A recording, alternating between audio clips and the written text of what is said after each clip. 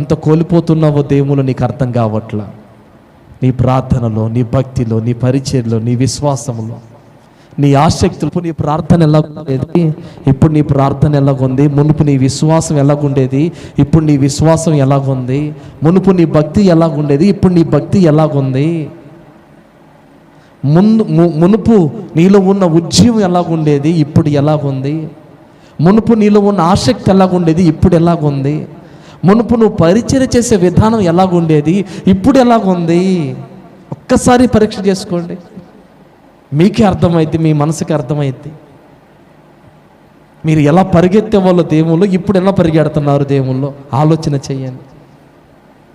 ఖచ్చితంగా మీరు ఆలోచన చేయగలిగితే మీలో కూడా దేవుడు ఖచ్చితంగా నెహెమ్యా లాంటి మనసు దేవుడు మీకు అనుగ్రహిస్తాడు. మీరు కూడా ప్రార్థన చేస్తారు, ప్రభువులో మరలా నిలబడటానికి ప్రయత్నం చేస్తారు. అట్టి కృప దేవుడు నీకు, నాకు, మనందరికీ ప్రభు అనుగ్రహించును గాక.